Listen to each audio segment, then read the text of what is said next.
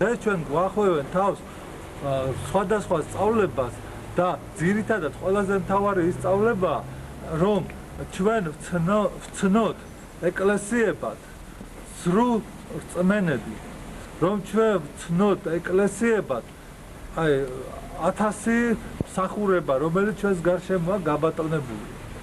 იქ აი აღსარებლობას მნიშვნელობა არ აქვს. აი მაგას აცხადებენ, რომ ყველა თავისებურად მიდის უფალთან. მაშინ რისთვის დადო თავი მაქსიმე აღსარებელმა? რისთვის? ხო, იქ იყო საუბარი, ახლა გაეცინება დღევანდელ ამ თქვა აი ამ ერთიანი ეკლესიის აპოლოგეტებს, რომლებიც ლაპარაკობენ, რომ სხვადასხვა სარწმუნოებაში დევს ჭეშმარიტების მარცვლები და ჩვენ ერთად უნდა წავიდეთ უფალთან, ყველა თავისებურად აღიარებს. მაშინ მაქსიმე აღსარებელი ну, რა ვიცი, უაზრო ბრძოლაში დაიღუპა, ასე ვთქვათ. ხო, რას ამბობდა? ამბობდა, რომ უფალი იესო ქრისტეს გააჩნია ორი ბუნება. ღვთაებრივი და კაცობრივი. და ამ ორ ბუნებას მოყვება თან ორი მოქმედება, ღვთაებრივი და კაცობრივი. და თან დაყვება ორი ნება, ღვთაებრივი და კაცობრივი. ესე იგი, აი ასეთ საკითხებზე იყო მსჯელობა. ამისთვის დადო თავი. ეხლა დღეს გაეცინება დღევანდელ აი ამ ვითომ ღვთისმეტყველებს. ესე იგი, ამაზე რომ დაიწყო ლაპარაკი და თქვა, რასაც მაქსიმე აღსარებელი ამბობდა, იმაზე თუ დაიწყე შენ ლაპარაკი, ხო?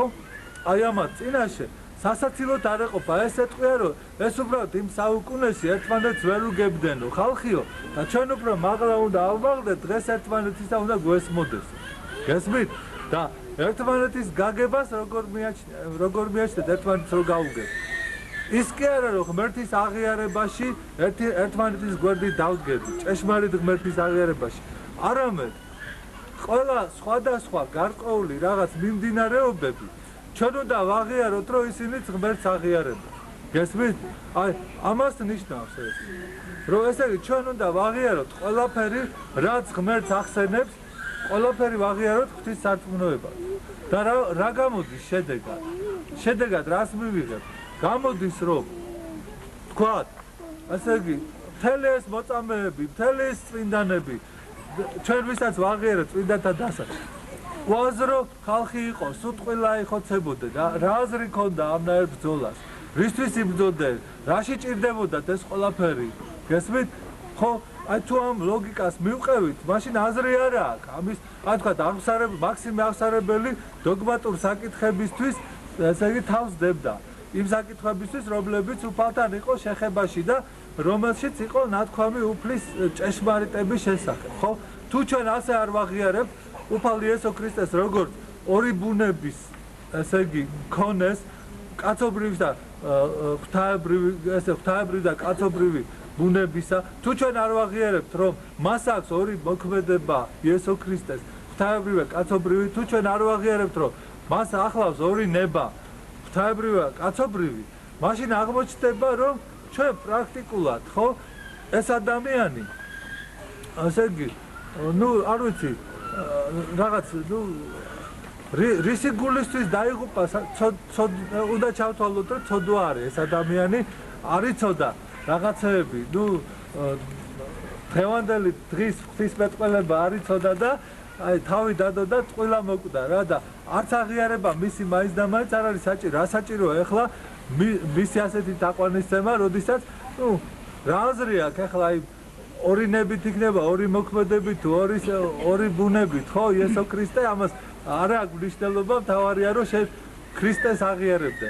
და უკვე ქრისტეს აღიარებაც აღარ არის საკმარისი, შეგიძლია აღიარო მაჰმადი ბუდა, როგორც ქრისტეს გამოვლინება, შენ თუ გიდა და ის ბუდისტი აღიარებს ქრისტეს როგორც მაჰმადის ისა ბუდის გამოვლინებას. მაჰმადი აღიარებს როგორც ერთ-ერთ წინასწარმეტყველს და ასე. ესე ყველაფერი შეიძლება. და რა საჭიროა მაშინ აღსარებლობა, რა საჭიროა დადასტურება ჭეშმარიტებისა. ვის რაში ჭირდება? გესმით? აი ამისკენ მიდის ანტიქრისტეს ეკლესია, რომელმაც უნდა მოუმზადოს აი თავისი ადგილი ანტიქრისტეს და ანტიქრისტეს სახურებს გარშემო. და რომ მრავალი ქრისტიანი ცდუნდეს, მრავალი ჭეშმარიტების აღიარებელი ესე ჭეშმარიტებას განუდგეს და დადგეს ბოროტ მსახურებაში. სწორედ ეს უნდა რის წინააღმდეგაც იბრძოდა მაქსიმე აღსარებელი. და უამრავი წმინდანი, რომელსაც ჩვენ რო ჩამოვთვალოთ, სათვალავი არ აქვს. ალბათ ყველაფერი შეიძლება, რატომაც არა. მათ კიდევაც შექმნეს ეს რელიგია ეკონომისტური. არსებობს ეს ბუნებაში უკვე. მაგრამ ისმება კითხვა. ჩაენაცვლება ეს, შეცვლის ეს ღირსეულად თავად ღმერთის მიერ მოწოდებულ რელიგიას და სწავლებას. ამათი აი მთელი კაცობრიობა რომ შეიკრიბოს, ერთად იფიქრონ და იფიქრონ საუკუნეების განმავლობაში. კიდაც 1000 წლეულების განმავლობაში მოიფიქრებენ რაიმეს იმაზე მეც, რაც ღმერთმა ჩვენ მოგვაწოდა სახარების სახით, მართლმადიდებელი სწავლების სახით. მეტი რაღა გიპასუხა. მაშინ რა აზრი ქონდა იმ 100,000 ქართველის, ესე იგი, თავგანწირვას, როდესაც ფეხს არ ადგავდნენ ღვთისმშობლის ხაზს. დაედგათ მერე რა მოხდა, არაფერი არა. თუ ამნაირ დღევანდელი ღვთისმეტყველებით მივყვებით, აი, კობახიძეების ღვთისმეტყველებით და ნაირა გელაშვილების ღვთისმეტყველებით, ხო? ჩვენ სად მივალთ, ხო? დავინახავთ ჩვენ უბრალოდ შედეგს ამისას, ის რომ აღრევა მოხდება. მართალი ტყვილი ერთმანეთს შეერევა. ჭეშმარიტება და სიცრუე ერთმანეთს გაერევა და ჭეშმარიტების ადგილი აღარ დარჩება. თუ ჭეშმარიტება სიცრუე გაერია, რაც არნა პატარა დოზით გაერიოს სიცრუე, ჭეშმარიტება აღარ იქნება. გესმით? ეს რეალობაა, ეს ვერავინ ვერ გაიქცევა ამას, ამიტომ პრაქტიკულად რა ხდება? ჩვენ როდესაც გვთავაზობენ გაერთიანებას, ჩვენ გვთავაზობენ ჭეშმარიტების დათმობას. აი ამის ხარჯზე უნდა გავერთიანდეთ, ესე ჩვენ უნდა უარყოთ ჭეშმარიტება და მაშინ ერთად ავართ. თუ ჩვენ არ უარყობთ ჭეშმარიტებას, მაშინ ჩვენ იზოლაციაში ვიმყოფებით. ღმერთმა ხნას ეს ჩვენი იზოლაცია სიბილწისგან ცრუ სწავლებისა იყოს ყოველთვის. რომ ჩვენ ყოველთვის ვიყოთ იზოლირებული, დაცული, ძალიან დიდი კედლით ყველა იმ ცრუ აღსარებლობისგან, რომელიც ჩვენ ესე გვიტევს და ცდილობს ჩვენ ჭეშმარიტ ღმერთთან სიახლოვის დაკარგვა. გქონდეს ეს იზოლაცია, რაც შეიძლება დიდი იზოლაცია გქონდეს და რაც შეიძლება ძლიერი კედლები იყოს ჩვენს გარშემო აგებული, ძლიერი კედლები, ძლიერი გალავანი, რომ ეშმაკს არ გქონდეს საშუალება არც ერთი ხვრელის შემოსვლისა. რომ ერთ ერთი გზა ვერ მონახოს ბოროტ მსახურებამ, ცრუ აღსარებლობამ, რომ შემოაღწიოს ჭეშმარიტ სარწმუნოებაში. აი, ღმერთმა ეს იზოლაცია ჩვენი ბოლომდე, ესე იგი, სანამ 60-მდე მიგვიყვანდეს ამ იზოლაციით, რომ დაცული ვიყოთ. სხვათა შორის ეს იზოლაცია ძალიან დიდ შედეგს მოგწევს ჩვენ, რომ პრაქტიკულად როდესაც თქვათ, საფრთხე არის გარშემო, ცეცხლია, გავარვარებული ცეცხლი გარშემო და იზოლაცია შენს გარშემო და შიგნით კარგი ჰაერია, სუფთა ჰაერია და ეს იზოლაცია ამ სუფთა ჰაერს იცავს და შენ ცხოვრების პირობებს გიცავს, ხო? რა კარგია რა? ხომ შვენიერია. მაგრამ ეს ძალიან პატარა კოსმოსში რაკეტას რო გააფრენენ, ის რაკეტა არის კოსმოსში, აი ესე პატარა რაღაცა ნაწილაკი მთელი სამყაროში, ხო? მაგრამ იქ სიცოცხლეა იმ სამყაროში. და ის სწორედ იმ იზოლაციით მიიღწევა, თუ არა, ის რომ იმას გაუერთიანდეს, რაც გარშემოა, ის უმრავლესობა, ის სიდიადე გარშემო რაც არის, იმას რომ გაუერთიანდეს და ის სიცოცხლის წყარო დაკეტოს, რომელშიც ცხოვრობს, ხო? ის მოკვდება და ისეთივე იქნება, რაც გარშემო არის, სიბნელე და ესე იგი სიცარიელე. გესმით და ჩვენ თუ გვინდა სარწმუნოებაში, აი სწორედ ეს ოაზისი, ეს გემი, ეს ხომალდი, ჭეშმარიტების ხომალდი, რომელიც არის ეკლესია, ჭეშმარიტებით უნდა შევინახოთ და რაც შეიძლება დიდი იზოლაცია უნდა გაუკეთოთ ამ ეკლესიას, რომ მას არაფრით არ შეერიოს ის გარე ზეგავლენა, რომელიც ამ ეკლესიას პრაქტიკულად გაუქმებს, სიცარიელედ გახდის. აი სიცარიელე გარშემო თუ შიგნით შემოიწვა, ეს სიცარიელე შიგნითაც დაიმკვიდრებს. ამიტომ ჩვენ რა თქმა უნდა ამ იზოლაციას ვეცდებით მაქსიმალურად ცრუ სწავლებებისგან, ცრუ ეკლესიებისგან, ცრუ აღსარებლობისგან იზოლაციაში ვიქნებით და აუცილებლად უნდა ვიყოთ და ჭეშმარიტების სიდიადე ამას ყველაფერს ესე პრაქტიკულად ჩვენ გადაგვატარინებს მიუხედავ ისა, რომ მრავალი ბრძოლა მოგველის. მაგრამ შედეგი არის დიდი. შედეგი ის არის, რომ ჩვენ იმის მაგივრად, რომ ცარიელები გავხდეთ და სიცარიელეს შევერწყათ, ჩვენ უფალ შევერწყებით და უდიდეს ნეტარებას მივიღეთ ამის შედეგად. აი ეს არის ჩვენი ეკლესიის მიზანი და დანიშნულება. როგორ შეიძლება რომ ქართველი კაცი გახდე იეღოველი, ბაპტისტი, სექტანტი, ანგლიკანი, პროტესტანტი, ჩვენ ვიყავით ერთად-ერთი რწმენა, მართლმადიდებელი ქრისტეს მადიდებლები. ქრისტეს მოციქულებმა მოგუნათლე ჩვენ. თუ გინდათ 50 ფსალმუნი.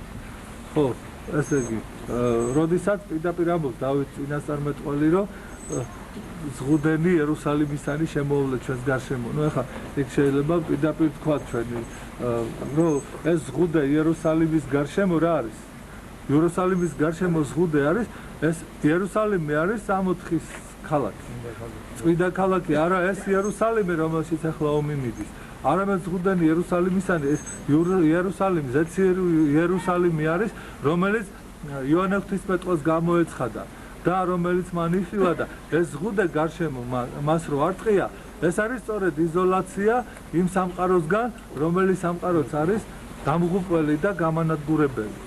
და სწორედ აი სიცოცხლის ქალაქში რომ დავემკვიდროთ, უნდა შემოვიზღუდოთ ჩვენ. ეს ქალაქი უნდა შემოვზღუდოთ ჭეშმარიტების დოგმატებით. აი ეს დოგმატები ჭეშმარიტების არის დამცავი ზღუდე, რომლის შიგნითაც ვერ შეაღწევს ცრუ სწავლება. და სწორედ ეს არის გარანტია ჩვენი თავისუფლებისა, სიკეთისა, სიხარულისა, მშვიდობისა, ყველაფრის საწყისი არის ეს. ჩვენ არ გამდგომილი ვართ. მიუხედავად იმისა, გიმეორებკე, რა ცხოვრება გაგვივლია, რა შავბრელობა გაგვივლია, ჩვენ არ გადაგვიხვევნია. ბერძნებმაც გადაუხვიეთ. თავი რომ მოაქვთ.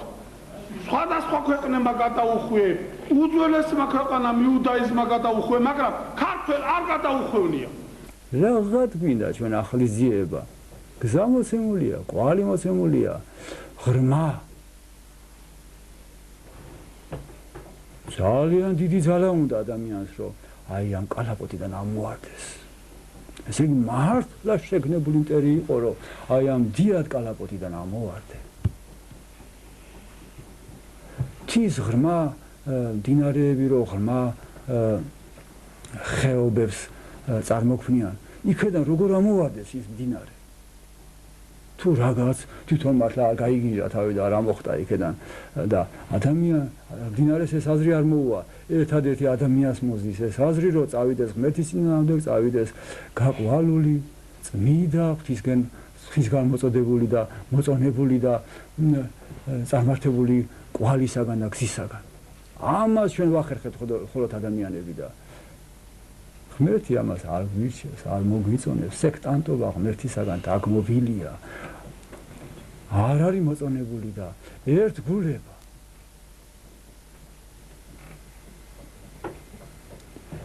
ნამდვილად მოწონებულია ღვთისაგან. ერთგულება იგივე სიყვარულია. თუ გიყვარს, არ უღალატ. ხო მართალია. მოდი ჩვენ ქართველებმა როგორც აქამდე გვიჩვენებია ერთგულების